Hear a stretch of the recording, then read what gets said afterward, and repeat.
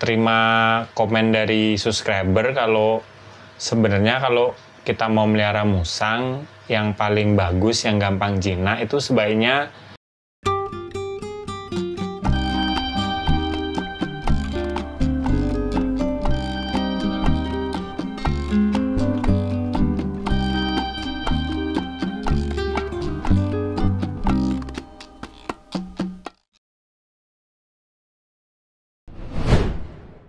Halo, jumpa lagi dengan saya Diko di Sawan Sayangi Hewan.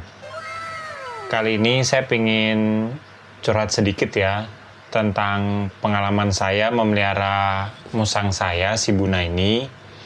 Sekarang sih udah tepat 1 tahun ya, karena saya ingat pertama kali saya beli si Buna itu tahun Oktober 2023 ya, dan sekarang itu sudah Oktober 2024 waktu saya bikin video ini ya.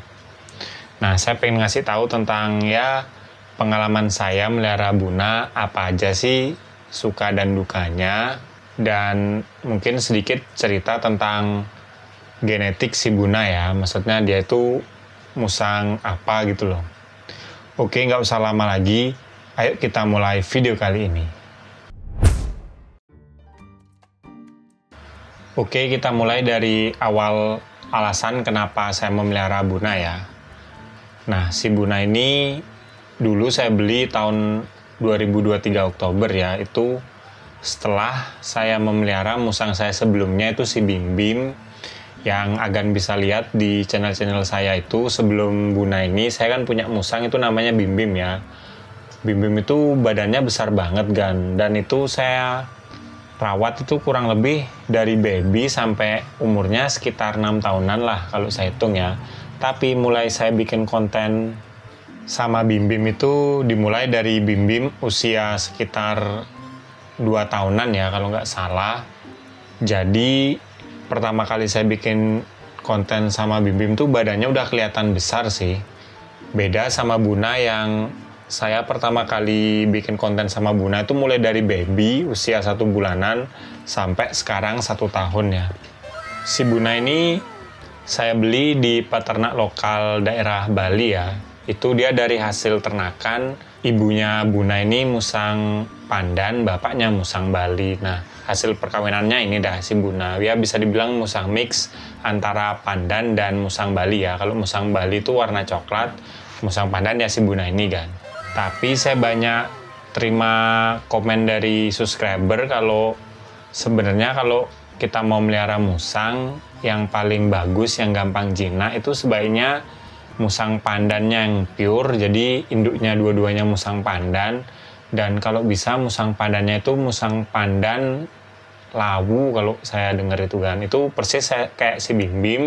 Nah, perbedaan musang pandan biasa sama musang pandan lawu yang saya ketahui itu kalau musang pandan lawu itu warnanya lebih terang atau lebih pudar dibandingkan musang pandan biasa. Jadi musang pandan biasa warna hitam dan abu-abunya itu jelas perbedaannya gitu loh kan. Kalau musang pandan lawu itu warnanya lebih soft. Ya contoh musang pandan lawu itu katanya si Bim Bim itu, dan musang pandan biasa kayak warna si Buna inilah warnanya tuh lebih kontras. Tapi saya itu nggak yakin ya, karena itu saya nggak pernah nyari di internet, dan setahu saya sih kalau ada orang jual musang yang musang pandan biasa, nggak pernah dia jelasin musang pandan lawu gitu sih. Saya nggak pernah nemuin. Mungkin kalau agan yang nemuin musang pandan itu bisa kasih tahu aja di kolom komentar ya, kita belajar bareng. Perbedaannya selain corak itu, kalau musang pandan lawu itu katanya sifatnya itu lebih gampang jinak dibandingkan musang pandan biasa ya.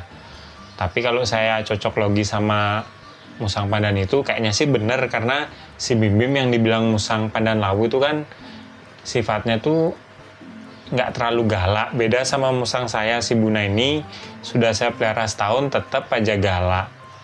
Apalagi kalau dia misalnya pagi-pagi baru makan pagi gitu, kadang dia sampai nyerang ke makanannya saking laparnya. Tujuan saya bikin video ini sebenarnya sih sekalian pengen ngasih tahu buat agan ya, kalau sebenarnya melihara musang itu nggak selalu kita bisa dapetin musang yang jinak.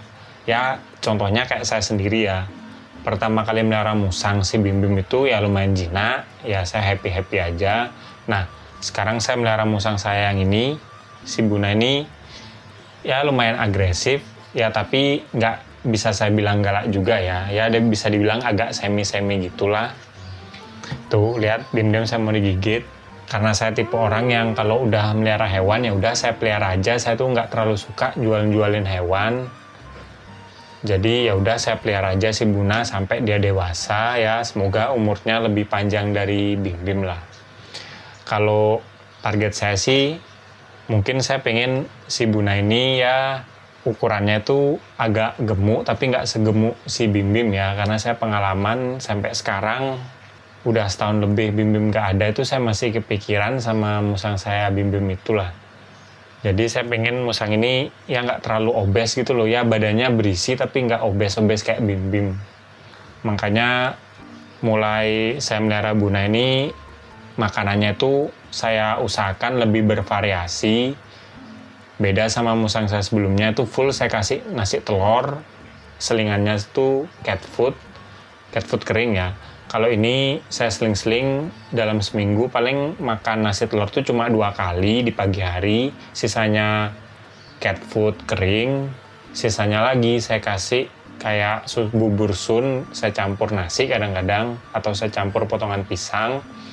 Kalau di sore hari sih kebanyakan buah ya, saya kasih pisang, pepaya itu saya selang-seling aja, apa yang dia suka ya itu yang saya kasih gitu loh.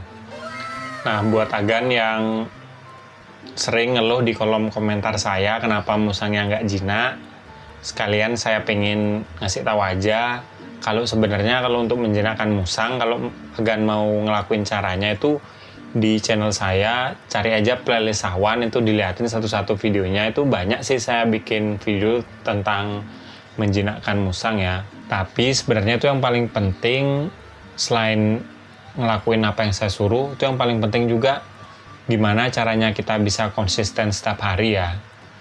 Bahkan saya yang konsisten hampir setiap hari menghandle musang saya si Buna ini sampai sekarang juga nggak jinak kan. Karena mungkin pada akhirnya juga tergantung dari karakternya ya. Karena karakter Buna ini memang agak sensitif gitu loh.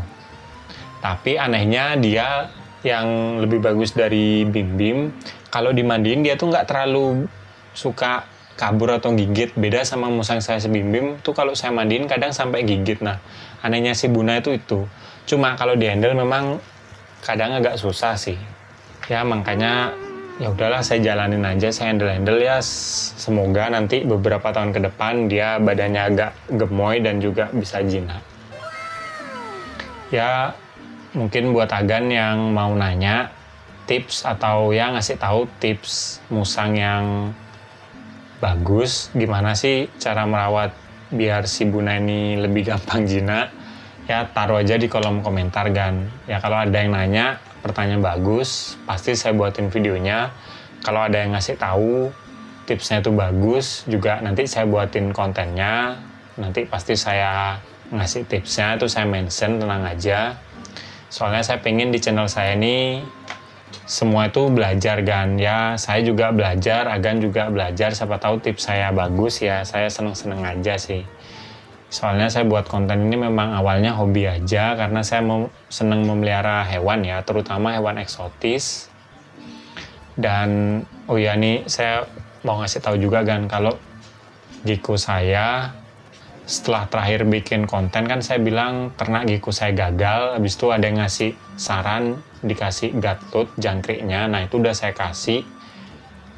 Akhirnya Giku saya sekarang bertelur Gan. Nah itu terima kasih yang ngasih tips, nanti saya update kalau telurnya udah banyak ya. Oke, sekian video dari saya hari ini. Kalau suka sama video ini jangan lupa like dan juga subscribe. Nantikan video terbaru dari saya karena saya akan upload tentang hewan setiap hari Jumat. Ya maafin sebelumnya kalau video ini sebenarnya cuma curhat aja ya. Sekalian saya pengen ngasih tahu kondisi musang saya si Buna. Sampai sekarang sih sehat-sehat aja, walaupun ya bisa dibilang agak galak sih Gan. Tuh, kebanyakan mangat. Oke, sekian dari saya dan sampai jumpa di video selanjutnya Gan. Salam hewan lestari.